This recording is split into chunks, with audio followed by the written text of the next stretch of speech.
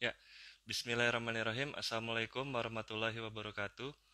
Selamat pagi, teman-teman semuanya. Hari ini insya Allah kita akan ada ngobrol-ngobrol santai ya dengan salah satu sahabat saya, yaitu dengan Dr. Januar Habibi.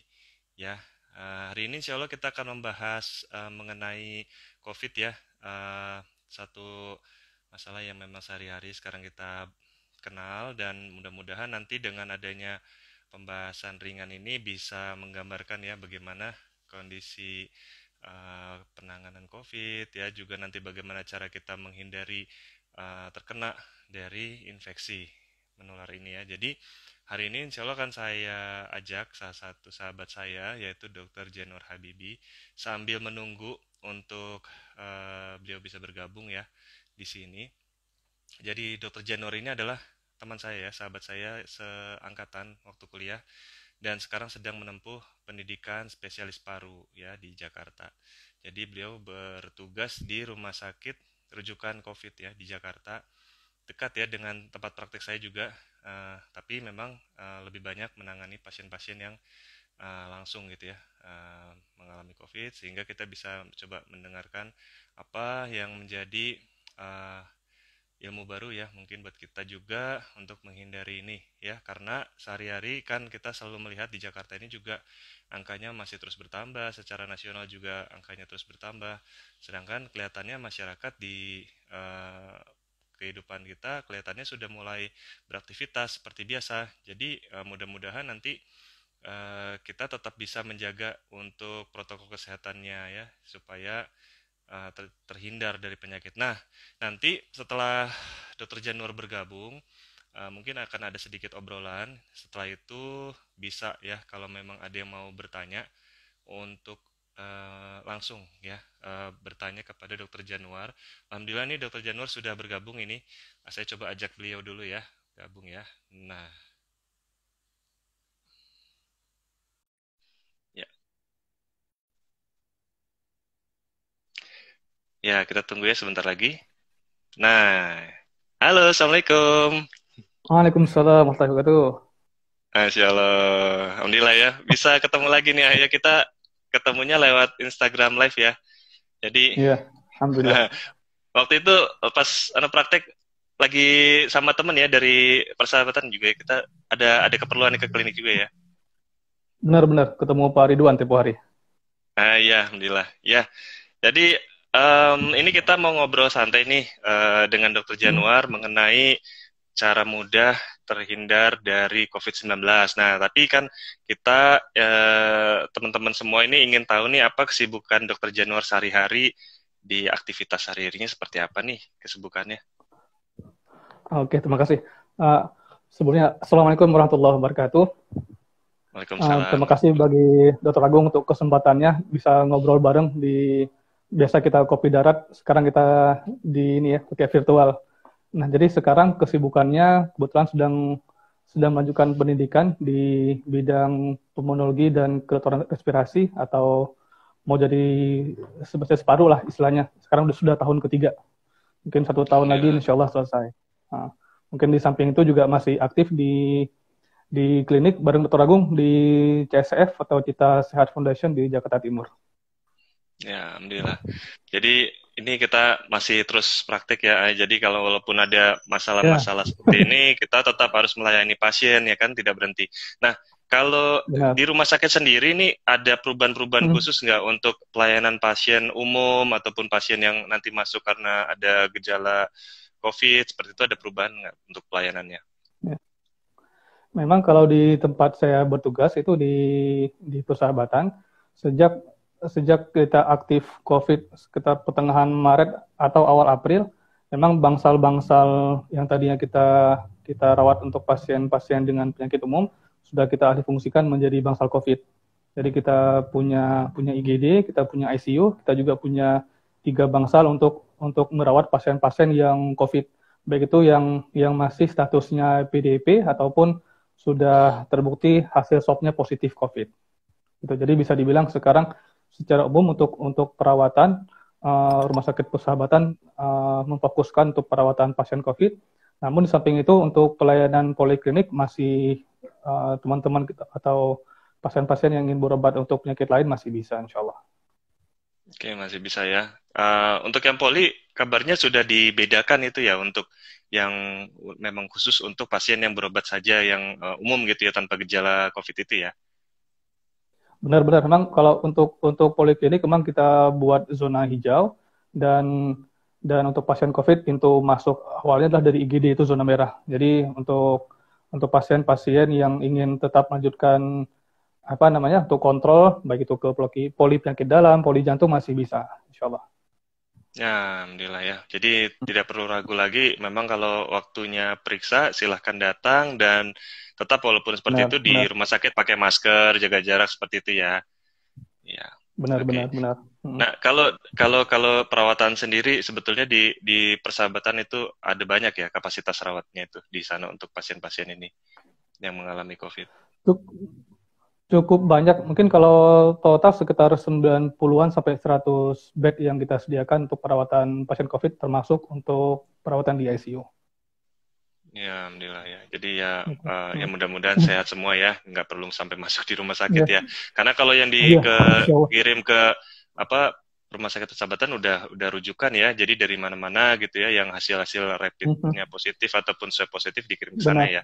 Betul ya, Dr. Jamal benar, ya. benar, benar, Oke. benar, benar, benar. Nah, sekarang ini kan kita mungkin udah sekitar 2 minggu atau 3 minggu ini kita sudah mulai kembali masuk ya pekerjaan yang normal. Hmm, Banyak masyarakat sudah harus hmm. kembali bekerja dan memang kalau kita lihat jalanan juga mulai kelihatan rame ya. Nah, Iya, iya. ini kan tidak terhindarkan nih bagi para Hmm, hmm, ya apa teman-teman semua yang mungkin harus hmm, datang bekerja ya walaupun ada juga yang masih WFH juga terus kemudian ada di selang-seling WFO. Kira-kira sebetulnya kalau misalkan pekerjaan ini apa sih yang harus diperhatikan yang supaya orang-orang bekerja itu bisa menjaga protokol kesehatannya apa saja sih yang harus diperhatikan selama bekerja? Oke, baik. Seperti yang sudah kita ketahui, kalau bila kita bicara soal COVID, kita sudah tahu bahwa COVID ini transmisinya atau penularannya dari droplet. Jadi yang harus kita hindari adalah satu, kita tidak memberikan droplet kepada orang lain dan pun kita tidak menerima droplet dari orang lain. Cara yang paling sederhana adalah yang pertama menggunakan masker secara bijak. Kalau ya, cuman tantangannya adalah masker saja tidak cukup karena selain kita harus melindungi pernapasan kita baik itu dari hidung maupun mulut, yang juga sering terabaikan adalah tangan tangan kita karena tangan kita ini sering menyentuh berbagai macam permukaan. Seperti kita ketahui bahwa virus COVID ini dia bisa menempel di permukaan dan bisa bertahan sekian jam di permukaan kayu, permukaan plastik, logam, segala macam itu ada rentang waktu masa tahan si virus tersebut. Terkadang ada yang sampai 8 atau 10 jam. Nah, kemudian satu kita mesti kalau bagaimana sih caranya supaya kita yang ingin tetap beraktivitas secara aman di luar, satu pakai masker. Yang kedua, sebisa mungkin kita hindari keramaian. Contoh, bagi kita yang memilih transportasi publik atau transportasi umum, ya kalau memang sudah kelihatan penuh, ya kita menghindarlah. Nah, kemudian untuk tentu di setiap instansi atau kantor sudah menerapkan protokol-protokol yang sesuai untuk penanganan COVID ini. Misalnya untuk di gerbang masuk ada petugas yang untuk memeriksa suhu, kemudian disediakan apa namanya hand sanitizer di tiap titik sehingga tangan kita itu selalu senantiasa bersih. Seperti yang tadi saya sampaikan, masker memang sangat sangat penting untuk kita mencegah supaya tidak terkena transmisi. Nah, tantangan adalah kita pakai masker pasti nggak nyaman. Kadang pakai masker 1-2 jam sudah nggak nyaman. Kadang sudah kita mulai gatal, kita sudah mulai garuk-garuk. Nah, saat kita garuk-garuk hidung kita itu pastikan nih tangan kita sudah bersih. Gitu. Dan pemilihan maskernya pun harus yang nyaman bagi kita. Memang kalau masker medis disarankan sekali pakai ya, sekali pakai. Nah, memang pasti cukup membutuhkan dana yang besar kalau kita menggunakan masker medis sekali pakai. Opsinya adalah kita bisa menggunakan masker kain, gitu.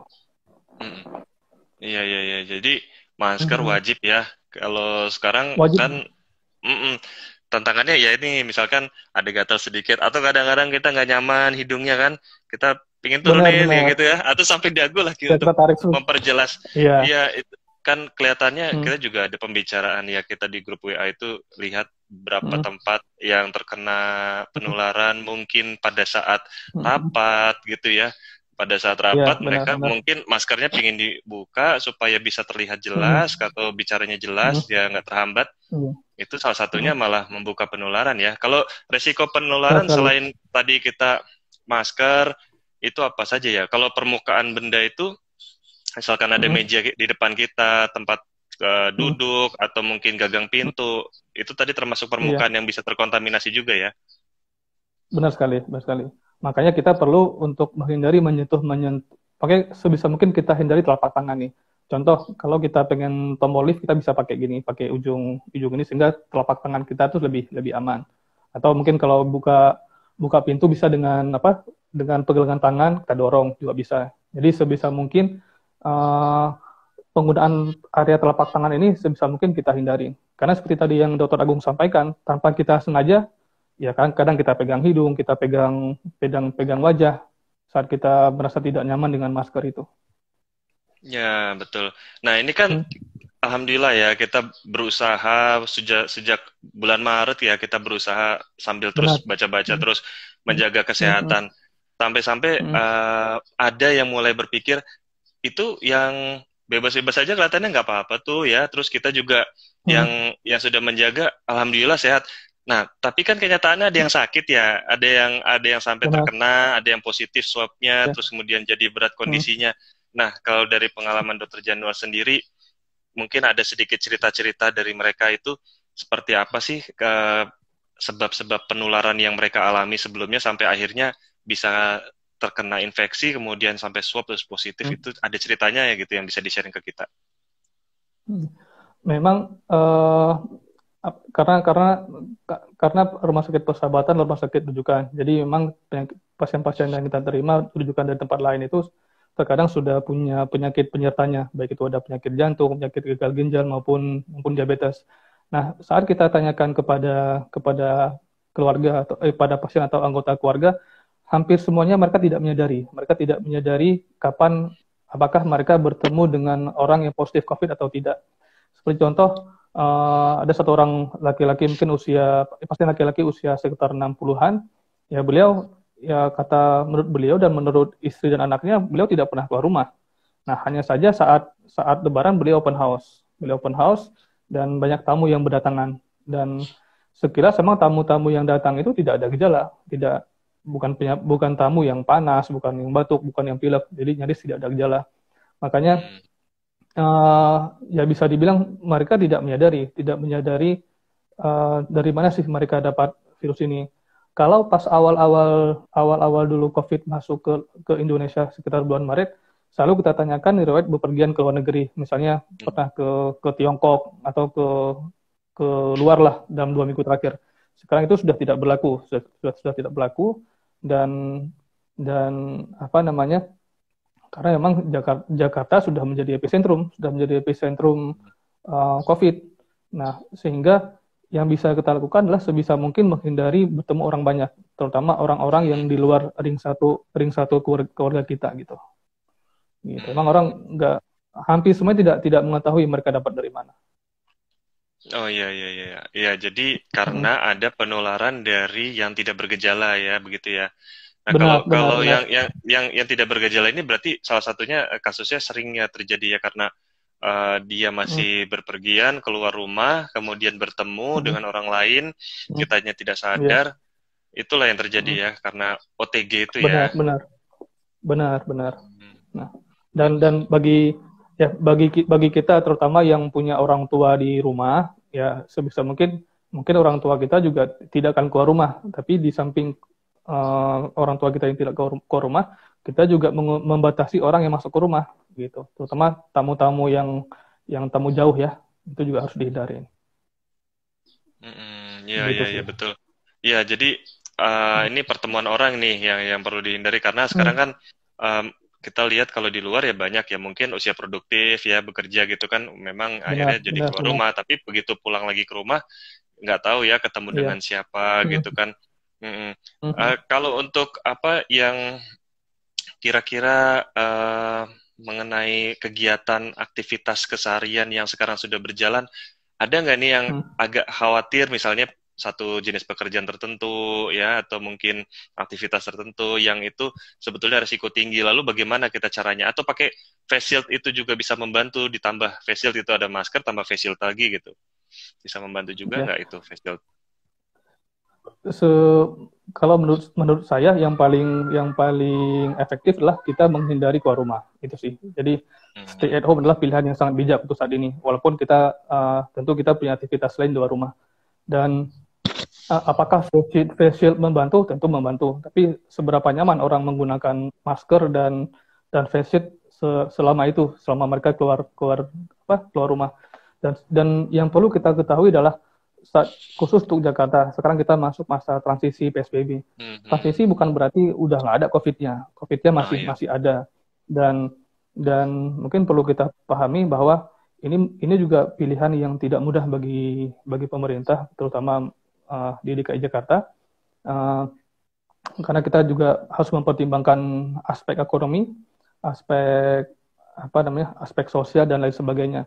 Kalau idealnya memang uh, virus itu masih ada. Jadi karena selama virus itu masih ada, ya sebisa mungkin kita hindari pajanan dengan virus tersebut dengan cara menghindari orang lain. Kalau kalau selama kita masih ada pilihan untuk WFH, ya itu pilihan yang sangat bijak menurut saya. Karena itu juga menghindari uh, transmisi dari orang lain ke kita. Dan yang jadi pertanyaan, apakah kita sudah negatif COVID? Kan kita nggak tahu Iya, juga iya. ya. Nah, kita juga nggak Hmm. tahu karena mungkin 80% orang yang positif COVID itu tidak bergejala Hmm. gitu. Dan Iya, iya. dan tantangannya adalah kita pun terkadang tidak mudah untuk bisa swab mandiri karena biaya yang tidak murah gitu. Iya, iya, iya. Dan apa dari swab itu juga kan hanya saat itu ya. Selanjutnya kalau kita punya Mm, aktivitas lagi kan berarti bisa ada pajanan lagi terhadap infeksi tadi ya bisa saja berubah benar, hasilnya kalau benar, iya kan seiring benar. waktu gitu kan. Iya. Iya tuh. Nah, ini saya mengundang bagi yang menyimak di Instagram Live hari ini, kalau ada yang mau bertanya kepada Dokter Januar, boleh menulis ya. Nanti bisa insya Allah dijawab oleh Dokter Januar karena Dokter Januar kan bertugas di persahabatan ya, salah satunya juga yang menangani langsung untuk pasien-pasien COVID ya. Jadi mungkin kalau kita mendengar dari banyak orang yang mungkin obrolan-obrolan ringan ya bisa jadi itu informasinya ada yang benar tapi juga kadang-kadang kita dapat informasi yang kurang tepat ya. Nah, ya, coba kita sharing lah di sini ya. Nah, ini sudah ada nih yang bertanya. Ini sebetulnya pertanyaan saya selanjutnya ini tepat ya. Ini pertanyaannya, Dok, jika vaksin corona sudah tersedia, targetnya siapa saja ya? Nah, ini kalau ada ya, sebetulnya kan yang saya ingin tanya adalah penelitian mengenai vaksin dan obat ini sudah sejauh mana ini? Gitu kira-kira yang ada sekarang ini, Dokter Januar. Ya, seperti yang kita ketahui bahwa ini kan COVID ini penyakit baru ya, penyakit baru. Hmm. Dan untuk menciptakan sebuah vaksin untuk suatu penyakit baru itu butuh waktu yang sangat panjang, bisa paling cepat setahun malah. Di sebuah uh, saya pernah baca satu buah literatur untuk vaksin ini paling cepat mungkin akhir tahun, paling cepat akan rilis akhir tahun. Dan apakah itu bisa dapat langsung digunakan ke manusia? Tentu itu nanti ada proses, ada tahapannya ya, ada tahapannya. Jadi diuji coba dulu di laboratorium, mungkin kemudian bisa juga ke hewan coba dan sampai nanti bisa aman digunakan untuk manusia. Tapi kapan kira-kira vaksin itu akan rilis kita nggak bisa prediksi. Ya, ya, ya. Berarti Gitu. juga kalau tadi ini ada yang bertanya mengenai jika vaksin corona sudah ada, apakah langsung aman jika orang tersebut melakukan vaksin? Nah, intinya ada tahapan uji klinisnya juga ya, ke Benar, beberapa benar, tahapan benar, tadi benar, sebelum akhirnya diberikan kepada manusia. Nanti juga mungkin kita benar. lihat juga tuh. Nah, ini Hmm. silakan kalau ada yang mau bertanya, boleh untuk bergabung.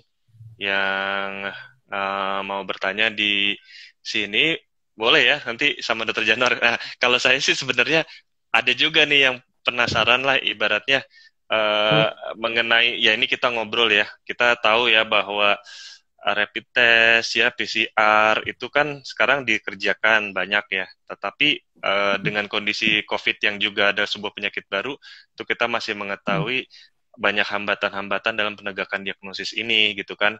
Nah, Hmm. kalau Hmm. dari yang pengamatan Dokter Januar untuk rapid test ini bagaimana nih akurasinya, sensitivitas, spesifisitasnya seperti apa nih untuk rapid test dan PCR? Ya. Kalau sejauh ini yang jadi baku emas untuk diagnosis COVID-19 ini adalah PCR ya, swab PCR, swab tenggorok dan nasofaring. Dan kalau kita bandingkan mana yang lebih dipilih PCR atau rapid test, tentu kita akan pilih yang PCR. Namun PCR pun tidak 100% bisa mendiagnosis. Jadi secara umum untuk penyakit apapun tidak ada diagnostic tools yang bisa mendiagnosis sekuat 100%. Pasti akan ada bisa kita katakan ada biasnya. Untuk tingkat keakuratan swab PCR ini sekitar 70-80%. Sedangkan untuk rapid test adalah sekitar 20-30% keakuratannya. Dan apa namanya? Untuk rapid test pun itu juga tergantung hari keberapa kita kita apa namanya? Kita ambil spesimen. Contoh untuk IgM seperti kita ketahui bahwa itu rentang dia muncul sampai dia hilang itu sekitar di hari ke-7 sampai hari ke-21. Nah, jadi kalau misalnya Hmm. saat awal-awal saat dites ternyata rapid testnya negatif, belum tentu bebas COVID. Sebaliknya, saat dites rapid test itu positif, belum tentu dia juga positif COVID. Jadi banyak, sehingga kita butuh, untuk kita diagnosis, kita selalu butuh satu, anamnesis atau bagaimana klinis pasien. Yang kedua, bagaimana pemeriksaan penunjang, baik itu laboratorium, seperti yang tadi, rapid test, kemudian apa namanya, uh, swab PCR, dan lebih bagus lagi kalau bisa ditunjang dengan pemeriksaan tambahan seperti CT scan. Jadi dengan tiga kombinasi ini kita akan lebih lebih kuat untuk menegakkan diagnosis COVID ini. Ya betul. Jadi Gitu dok.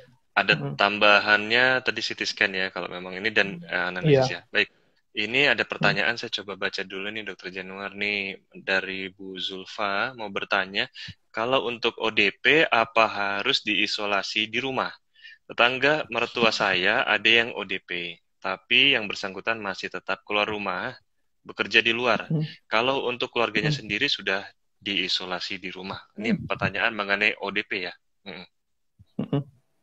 Ya, kalau kita bicara ODP, ya bisa dibilang kita semua ini sudah ODP nih di Jakarta nih. Hmm, Ya, hmm, mungkin hmm. kalau kalau yang dimaksud adalah PDP, emang idealnya emang diisolasi di rumah sekitar 14 hari. Itu sih idealnya Hmm. gitu. Nah, cuman Iya, iya. nah, intinya sih harus harus dibuktikan, tidak cukup dengan isolasi saja. Kalau bisa diperiksakan PCR Hmm. atau rapid test akan lebih bagus Tes. supaya kita punya data pendukung.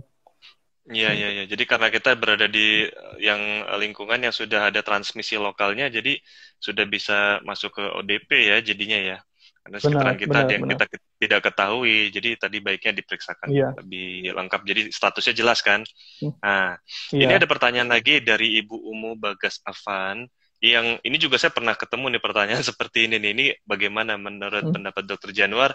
Bismillah, Dok, kalau saya keluar terpaksa harus bawa anak-anak, apakah aman jika mereka tetap di mobil, tidak keluar dari mobil? Jadi maksudnya di mobil ya, karena Hmm. mungkin di rumah nggak ada orang kan, jadi akhirnya dibawa taruh di mobil Iya, iya. aja, mungkin nanti orang tuanya turun. Hmm. Nah, itu mungkin pertanyaannya sirkulasi mobil AC itu sebetulnya bagaimana ya? Kalau saya juga agak khawatir tuh sebelumnya. Bisa nggak sih dari Iya. situ kumannya masuk gitu dari droplet itu di udara terus kemudian masuk lewat AC atau mungkin saluran di mobil ventilasinya bisa nggak sih masuk seperti itu? Iya.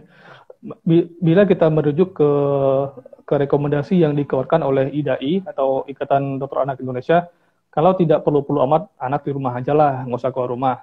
Jadi itu lebih lebih aman bagi mereka. Hmm. Nah, kalau apa namanya, jika dikatakan apakah aman dari COVID bila mereka tetap di mobil, jawabannya adalah lebih aman dibandingkan mereka dibawa keluar dari mobil. Nah, cuman yang Hmm. juga harus kita perhatikan adalah kita kita jangan hanya terpaku kepada COVID ini, tapi juga kita harus berpikir ke hal lain. Contoh, kalau seberapa lama anak akan didiamkan di dalam mobil, kita juga harus mempertimbangkan gas emisi, gas karbon monoksida, dan itu juga tidak kalah bahaya dengan dibandingkan COVID itu. Hmm. Iya, Jadi iya, iya. Nah, kalau saya lebih cenderung kita mengikuti rekomendasi dari dokter anak Indonesia. Jadi kalau memang nggak terlalu perlu, ya anak di rumah aja lah. Itu lebih cari aman bagi mereka. ya mencari cara supaya posisinya anak tetap di rumah gitu ya. Mungkin ya kalau Ya, ada yang sebisa keluar mungkin ya itu. berarti yang anggota keluarga lain deh yang keluar gitu gantian begitu ya. Jadi Iya, sebisa benar, benar, mungkin lebih benar. aman di rumah saja ya, walaupun Iya, iya. ini tetapi kalau memang terpaksa ya Hmm, masih hmm, ya cuma lebih baik di rumah. Nah, selanjutnya ada Ibu Ninsar bertanya, dokter, saya seorang perawat dan saat ini memiliki bayi prematur usia 4 bulan. Langkah apa saja yang harus saya lakukan untuk mencegah transmisi? Jujur saya selalu cemas setiap kali pulang kerja. Jadi ibunya perawat, punya anak hmm, bayi masih kecil dan prematur ya. Kan prematur Bang. daya tahan tubuhnya Iya, lebih masih rendah ya. Sedangkan ini kan benar, benar, perawat benar. risiko tinggi ini ya. Oke, bagaimana saran dokter Iya. Januar? Ya, untuk tenaga medis disarankan satu, setiap kita sudah selesai shift, mandi dulu, mandi di rumah sakit, mandi ganti baju, kita bawa salin baju bersih. Nah, kemudian begitu pulang rumah juga mandi lagi, ganti baju lagi. Itu salah satu cara kita untuk apa namanya? Untuk mencegah transmisi. Jadi kuman-kuman yang tadi di rumah sakit tidak terbawa ke dalam rumah. Nah, hal yang kedua yang dapat dilakukan adalah uh, ibu mesti memeriksakan diri nih, karena kan namanya perawat, apalagi perawat di rumah sakit yang merawat COVID, tentu punya potensi untuk terpajan dengan COVID. Jadi baiknya emang Ibu Ninsa tadi bisa melakukan rapid test ataupun swab PCR. Jadi Hmm, kalau memang negatif, alhamdulillah. Tapi kalau memang positif, artinya lebih bisa menjaga jarak gitu. Mungkin betul, kalau betul, dari betul. sisi prematurnya, mungkin Dokter Agung ada tambahan? Ya, sebetulnya kalau dari saya sih sebisa mungkin lebih diminimalkan lagi nih risiko tertularnya ya. Tapi kan namanya orang tua kan tidak Iya, bisa terhindarkan ya. Cuma benar-benar. usahanya harus lebih ekstra gitu dibandingkan anak cukup bulan, apalagi bayi masih kecil. Saran saya sih prioritas jadinya harus lebih lebih menjaga gitu. Itu saran saya karena memang jelas-jelas dia pasti lebih rendah daya tahan tubuhnya dan kalau sakit Hmm, bisa lebih berat kondisinya gitu. benar-benar. Nah, Atau sekarang atau ada langkah-langkah mungkin tambahan sedikit ya adalah ya ya. untuk jadi pastikan setiap akan menyentuh si anak sudah cuci tangan dulu nih, cuci tangan pakai sabun, terus lebih aman lagi kalau ibu pakai masker juga selama berdekatan dengan si anak. Ya betul, Itu kan itu kuncinya ya. pencegahan kita. Iya. Kita nggak tahu sih, karena posisi kita sekarang ini gimana? Apakah kita sudah terinfeksi tapi Hmm, tanpa gejala kan nggak tahu ya, gitu ya. benar-benar. Oke, nah ini ada pertanyaan ini sepertinya Mbak Siska ini. Mbak Siska Handayani, Dok mau tanya, kalau pernah kontak dengan pasien partus dengan COVID positif, setelah 1 minggu nakesnya tidak ada gejala, apakah nakes tersebut yang kontak dengan pasien harus diswab atau tunggu gejala dulu baru diswab? Jadi memang pernah nanganin pasien COVID ini, Hmm. gitu. Ya. Ya, kalau kita kembali ke apa yang tadi sudah kita bahas di depan, karena begitu banyak pasien tanpa gejala, jadi lebih Mhm, lebih aman swab dulu supaya mhm, supaya tahu sudah terkontaminasi atau sudah terpajan atau belum. mhm. Karena kalau nunggu gejala, kita tidak tahu kapan gejala itu akan muncul, karena masing-masing orang mempunyai data tubuh yang beda. Itu lebih aman Ya sih betul ya. diperiksakan dulu, lebih aman. Iya karena ini sudah jelas-jelas ada yang yang ditangani Terkontak ya. pasiennya iya kontak ya. Terus di luar itu Mhm, juga kita mhm. nggak tahu kan kalau misalkan dia udah ada pasien lain belum tuh yang OTG misalkan ya gitu ya. Jadi Benar. lebih baik di swab. Apalagi Oh, kalau hmm, apalagi kalau kalau kita tidak begitu yakin dengan APD yang kita pakai saat kita menangani pasien tersebut. Nah, itu artinya apa namanya, kita harus lebih concern untuk periksa dulu. ya ini kan APD nomor satu nih ya. Kalau di Benar-benar. tempat praktek yang kira-kira risiko penularannya tinggi, sebaiknya pakai APD yang lengkap ya. Jadi Iya, iya. memang kita Hmm, harus harus lebih ini ya hati-hati hmm. gitu. Oke, Hmm. selanjutnya Ibu Umu Bagas bertanya untuk Dok, tanya lagi, efektif nggak sih air sanitizer spray gitu? Oke. Nah, ini pertanyaan yang sangat menarik terkait dengan apa namanya menjaga kebersihan tangan. Tetap pilihan utama adalah mencuci tangan dengan air mengalir dengan menggunakan sabun. Itu Hmm, pilihan pilihan utamanya. Nah, teman ya, kalau memang itu tidak ada, pilihannya adalah dengan bisa yang sanitizer yang bersifat jelly ataupun spray. Kuncinya adalah seberapa seberapa bagaimana cara kita mencuci tangan dengan apa namanya, walaupun kita pilihannya apa sanitizer yang gel ataupun yang spray, seberapa luas tangan yang terangkup gitu. Kalau kalau spray ya, mungkin kita harus semprot lebih banyak lagi supaya permukaan tangan itu merata terkena. ya, betul. Saya juga kalau Begitu sih. misalkan Nah, pakai yang apa gel gitu kan, udah berusaha menyeluruh iya, sih. Cuma kalau mau sampai pegang wajah tuh mesti harus dipastikan dulu deh pakai cuci tangan lagi gitu ya dengan iya, air dan sabun kan. Jadi itu benar-benar. lebih Iya. yakin Hmm, ya hmm, gitu. Tapi kalau kita di posisi di luar mungkin ya adanya itu ya boleh gitu ya. Tapi tadi iya, ruas kalau nggak ininya ada ya, pilihan lain kan. Hmm, pilihan iya. lainnya sementara ya.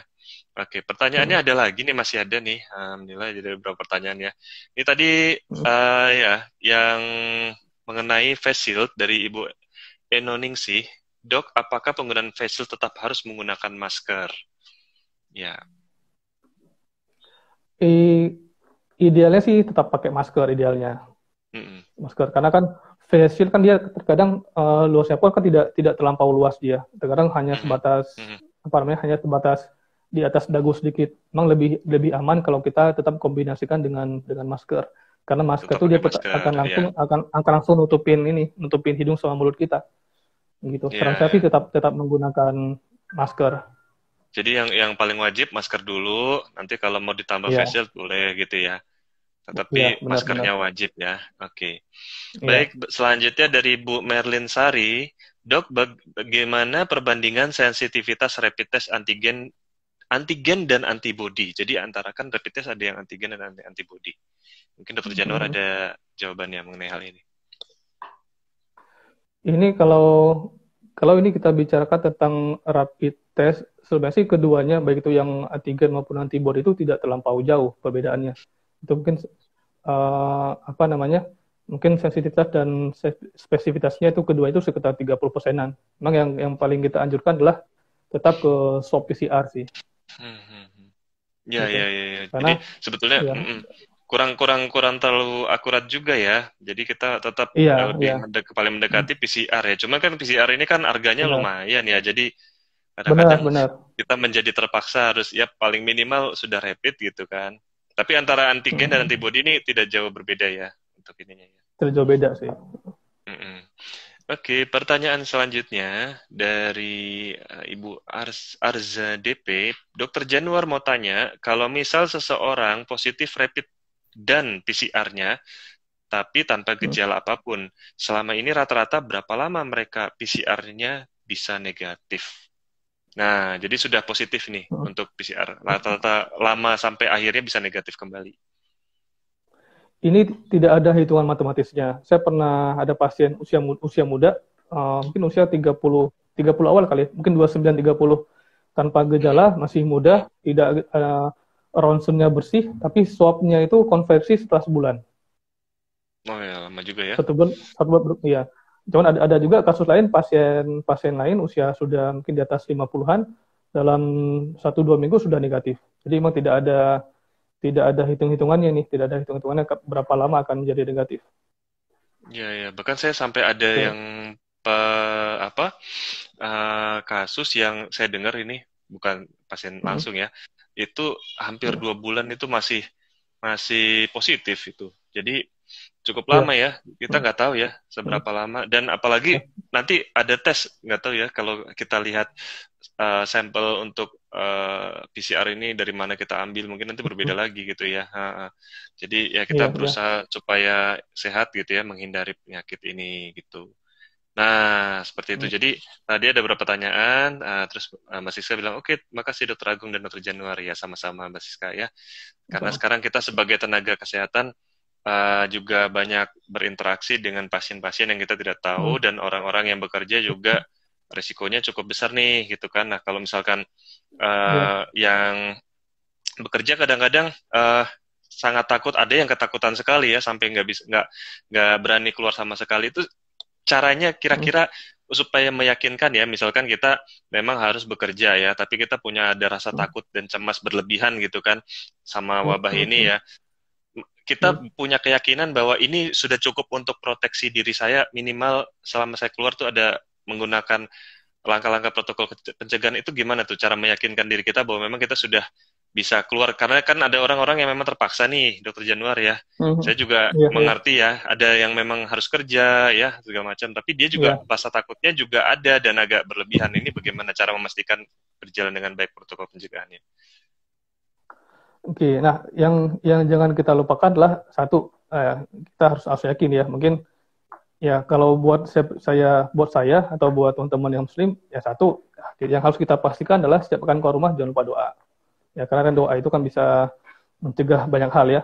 Nah, kemudian tinggal sejauh mana kita mampu menyempurnakan ikhtiar kita untuk terhindar dari penyakit ini. Satu, seperti yang sudah kita bahas di depan, pastikan masker selalu nempel. Masker selalu nempel dan pastikan masker itu menutupi area hidung dan mulut kita.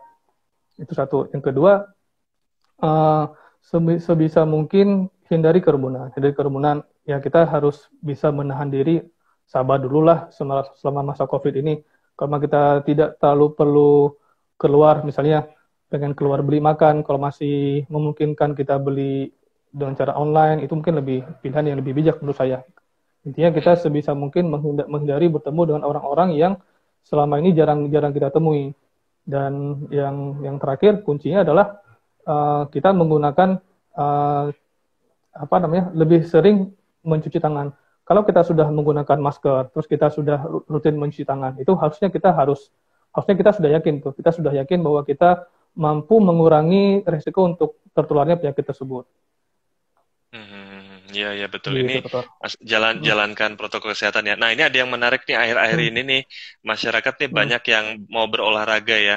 Salah satunya bersepeda gitu ya. Dan kabarnya juga sampai toko sepeda juga kehabisan stok itu, laku semua ya. Nah kan ada yang bertanya kan persis kan, yang bertanya nih saya langsung baca aja ya. Dok, gimana dengan orang-orang yang bersepeda? Nah ini persis kan. Menggunakan masker, bolehkah? Di Pontianak sedang marak orang-orang bersepeda bahkan tanpa masker. Nah ini memang di Jakarta juga lagi ramai nih ya, Dokter Januar. Sebetulnya kalau kita naik sepeda gitu ya, terus dia pakai masker, itu kan masih ada keramaian ya di situ ya. Terus nanti kita di belakangnya orang lain, terus kita nggak tahu. Nah itu sebetulnya kalau menurut ilmu penyebaran penyakit itu masih memungkinkan nggak, atau aman nggak sih naik sepeda di masa-masa seperti ini, keluar gitu bareng-bareng gitu? Kalau dibilang aman, tetap saya pilihannya adalah stay at home pilihannya ya. Nah kemudian kalau ditanyakan apakah aman menggunakan sepeda tanpa masker, itu kan sama saja dengan kita keluar rumah tanpa masker. Terus kalau ditanyakan apakah aman berolahraga menggunakan masker, itu bagi lagi ke kenyamanan ke masing-masing orang. Saat kita berolahraga itu kan kita membutuhkan ventilasi kita akan meningkat tuh, pernapasan kita akan meningkat untuk mencukupi kebutuhan oksigen kita. Pasti tidak akan nyaman menggunakan masker sambil berolahraga. Nah sehingga pilihannya adalah sekarang yang menjadi pertanyaan, bila kita niatnya berolahraga, apakah tidak ada pilihan lain untuk olahraga? Ya kan, karena olahraga itu kan punya sangat banyak pilihan gitu untuk kita olahraga atau untuk bisa menjaga diri kita bisa tetap bugar, bisa dengan lompat tali, atau kalau mau main sepeda ya di komplek aja, di tempat-tempat yang agak sepi gitu. Dan ini di luar mungkin sedikit keluar dari topik COVID. Kalau kita ini terkait dengan olahraga di outdoor, di area lingkungan luar, seperti yang tadi disampaikan bahwa saat kita berolahraga, frekuensi napas kita itu akan meningkat, sehingga apa yang kita hirup akan lebih banyak masuk ke dalam. Nah, kalau kita berolahraga di area luar rumah, terutama Jakarta kan kita sudah tahu bagaimana polusi udara di Jakarta. Nah, itu bisa jadi zat-zat polutan, misalnya apa ada satu PM atau particulate matter, itu dia bisa masuk ke dalam saluran napas. Mungkin Hmm. katakanlah dia aman dari COVID. Tapi kalau tadi PM atau polusi tersebut masuk ke dalam saluran napas bagian bawah, itu bisa merusak struktur paru kita. Itu juga akan memberikan risiko kesehatan yang lain gitu. Nah, jadi Hmm. pesan saya mungkin bagi saya pribadi dan juga teman-teman semuanya, memang kita sekarang sedang menghadapi wabah COVID. Tapi jangan sampai wabah COVID ini membuat kita itu hanya fokus. Jadi seolah-olah tidak ada penyakit lain di luar COVID. Itu juga yang harus Hmm. kita perhatikan. Ya. Dan apa namanya, kayak tadi kan, oke, ini COVID. Tapi kan kita di luar juga ada nih, ada polusi udara, ada Hmm. tuberkulosis, ada TB, atau Hmm. penyakit-penyakit lain yang juga gampang menular. Itu juga harus menjadi concern kita sebenarnya. Hmm. Ya Begitu betul. dok. Jadi ya, kalau untuk olahraga berarti jawabannya sebisa mungkin yang di rumah, ya kan? Terus Mhm. juga lihat risiko lain ya, kalau kita di luar ada olahraga yang bisa menghirup udara lebih dalam, jadi polusinya juga ada yang masuk, seperti itu kan. Nah, ini ada Iya. pertanyaan lagi nih, Dokter Januar, kita berlanjut lagi ya. Dok, saya merumahkan ART karena Mbak ART pulang pergi, tidak tidur di rumah saya. Apakah langkah saya sudah benar, Dok? Maaf, Dok, pertanyaannya banyak ya, nggak apa-apa Bu. Ini kita sharing ya Bu ya. Nah, jadi yang ART pulang pergi ini juga mirip mungkin kalau saya nih, Dokter Januar kan, misalkan Hmm. anak saya les tuh ya kan. Saya juga akhirnya Mhm. ini sementara waktu lesnya ditunda dulu deh gitu kan, takutnya nanti penularan Mhm. gitu kan. Sedangkan dia kan pulang pergi kan, guru lesnya kan Iya. ada beberapa guru Iya. gitu kan. Nah ini gimana nih Mhm. untuk hal seperti ini? Bagaimana? Apakah benar atau mungkin ada langkah yang bisa dilakukan lain supaya tetap bisa atau yang mana yang lebih aman? Mhm. Nah, mungkin untuk Bu Umu mungkin harus diperjelas terlebih dahulu kemana sih si mbaknya. Maksudnya pulang pergi itu apakah seberapa yakin kita dengan si mbak ini pulang pergi, maksudnya dia hanya pulang pulang ke rumahnya tanpa mampir ke keramaian gitu. Karena ini Mhm, juga mhm, juga agak agak agak rancu sih sebenarnya ya. Kalau memang mhm, kita yakin bahwa si imbak kita ini punya risiko untuk tertransmisi dari orang lain, ya mungkin mhm. sebaiknya sih ya dirumahkan untuk menghindari supaya tidak kontak dengan kita. Tapi kalau Iya. misalnya si mbak ini hanya pulang pergi dari rumah kita ke rumahnya dan tanpa resiko terpajan ke tempat lain, aman aja sih insya Allah ya sebenarnya. Ya, jadi mungkin kondisinya bisa beda-beda ya, tapi kalau memang Iya. dinilainya ada resiko-resiko tadi ya itu yang dirumahkan. Tapi kan Mhm. kadang-kadang juga Ya. uh, hanya PP benar-benar PP yang di rumah saja nggak pernah pergi ya itu Mhm. mungkin lain kondisi bisa ya. Oke, baik. Nah, Iya. ini ada pertanyaan lagi dari Dorami Baby Spa. Pagi dokter, bagaimana dengan olahraga seperti berenang di kolam umum yang outdoor? Apakah aman atau Mhm. bagaimana? Terima kasih. Hmm. Ini kembali lagi ke seberapa ramai di kolam tersebut. Kalau misalnya di Mhm. kolam tersebut terlampau ramai, saya tidak merekomendasikan. Karena uh, sudah pasti kalau kita berenang nggak mungkin pakai masker kan ya? Ya, ya. Gitu. Kalau kalau air itu Ya kan? kaporit katanya bisa mematikan itu tuh apa kuman-kuman COVID. Jadi kalau di air apa dia mati itu kumannya di dalam air yang ada kaporitnya itu? Nah, kalau itu harus diteliti lebih lanjut ya, diteliti lebih Ah, lanjut. belum ada ya, belum Tapi yang ada juga penelitian. kita harus harus hindari adalah kontak kita dengan orang-orang di sekitar kolam renang. Karena setahu saya biasa kolam renang kan cukup ramai Hmm, penuh gitu. Itu dan dan sangat sangat berpotensi kita akan berdekatan dengan orang-orang sekitar kita gitu. hmm. Jadi intinya Jadi baik menghindari lagi, kontak dengan orang ya. Hmm. iya. Selama kita yakin misalnya atau kita kalaupun misalnya kita tidak punya pilihan lain, ya mungkin cari cari jam yang sepi sehingga saat kita berenang pun kita punya jarak yang sekian meter dari orang-orang sekitar kita. Cari jam-jam Hmm. sepi Iya, iya. Berarti memang gitu, Dok. konsepnya adalah menghindari pertemuan dengan keramaian gitu. Nah, Iya, kemarin kan itu sih intinya, Dok, sebenarnya. iya, ceritanya kan itu tuh kemarin tuh saya lewat di dekat ada pom bensin orang pada ngantri rame gitu ya. Nah, terus Mhm. Itu banyak juga itu yang nggak pakai masker kan. Nah, udahlah, udah ada keramaian nggak pakai masker lagi kan, kita serem juga kan Iya, lihatnya. iya. Terus Benar, kadang-kadang benar, ada benar, orang yang benar. di tempat makan gitu kan, kalau makan kan nggak pakai masker Mhm. ya. Makan dia bareng teman-temannya tuh, berenam, Iya. berdelapan, satu meja gitu kan. Padahal kan juga ada tuh Mhm. kisah-kisah yang habis kumpul-kumpul begitu malah jadi penularan kan. Benar, benar, benar, Iya, benar. jadi kita memang kuncinya sih dipakai maskernya dan menghindari keramaian tadi ya. Kalau Iya. hal lain ada nggak nih, Dokter Januar nih yang perlu diketahui kita sebagai masyarakat umum, mungkin juga yang Hmm. karena kan kita nggak benar-benar tahu nih kelemahan-kelemahan kita tuh kalau lagi di tempat umum seperti apa sih yang berbahaya ya, yang Iya, iya. harus harus perhatian itu apa saja tuh? Iya. Satu hal yang perlu kita tanamkan bahwa COVID belum Hmm. selesai. COVID Nah, masih masih ada dan masih masih di sekitar kita.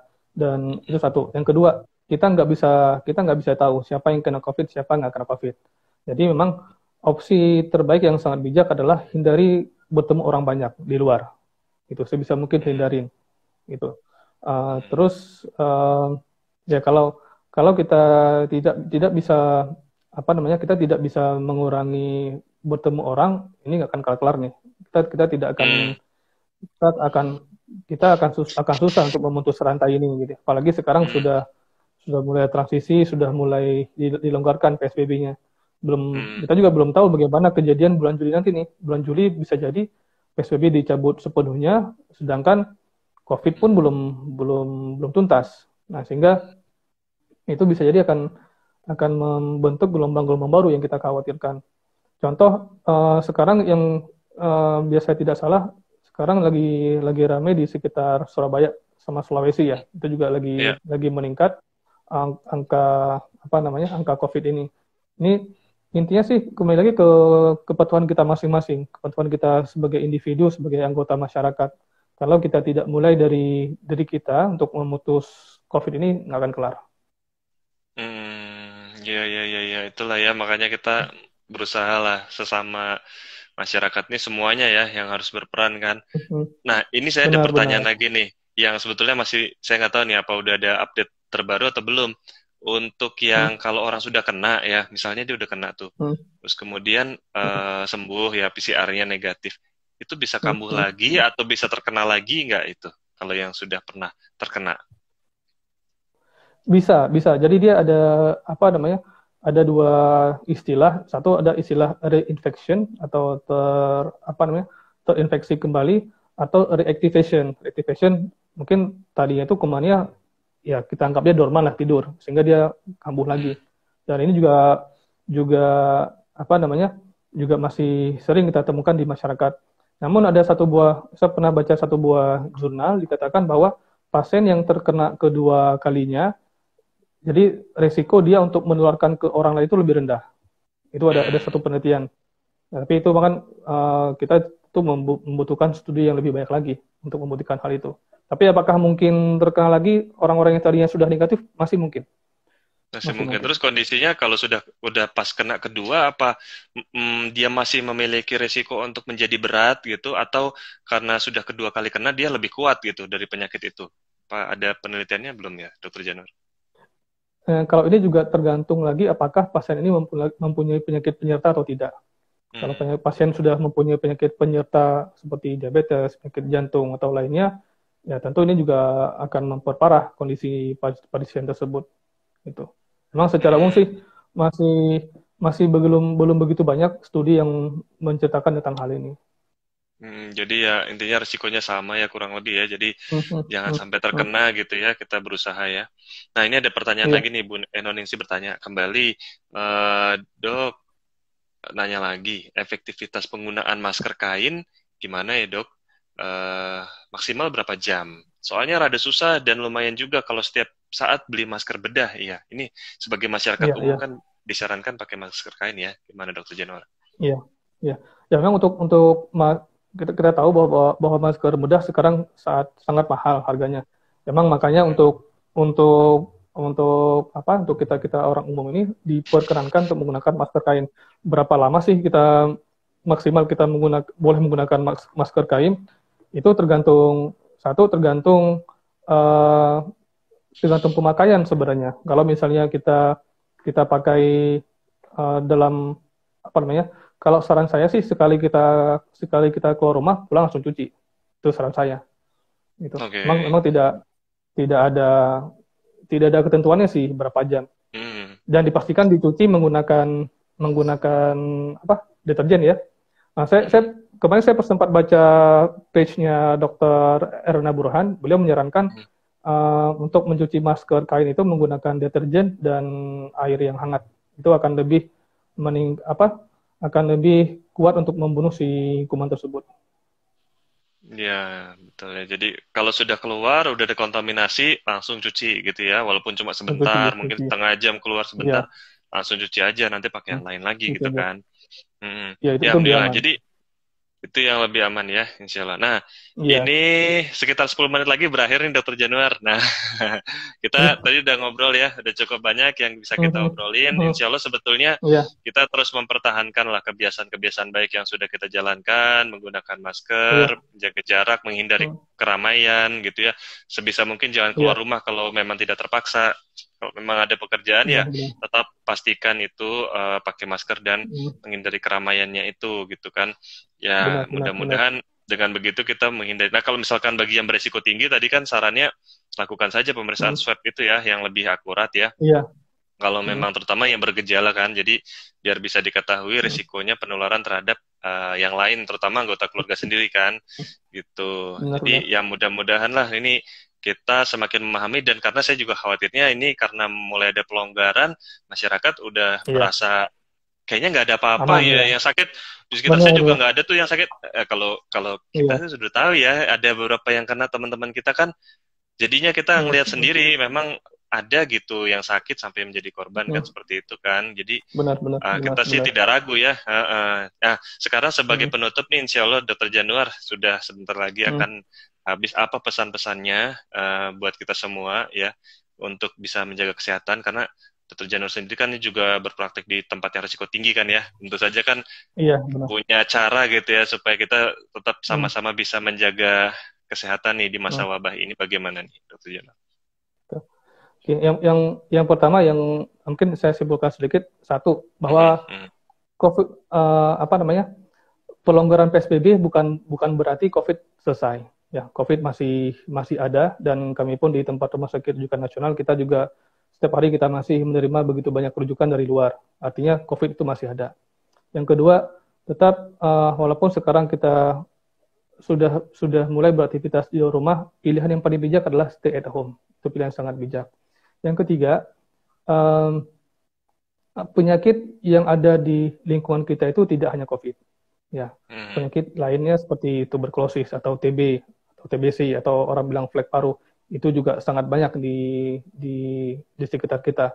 Belum lagi resiko penyakit-penyakit akibat polusi udara. Kemudian yang keempat, bijaklah dalam menggunakan masker. Jadi sebisa mungkin saat kita keluar rumah gunakan masker. Pastikan masker selalu nempel di apa namanya di wajah kita, tertutup, pastikan tertutup sempurna hidung sampai sampai ke bawah mulut. Karena sebagian orang masih terkadang hanya ditarik ke bawah hidung aja supaya mereka bisa bernapas bernapas enak.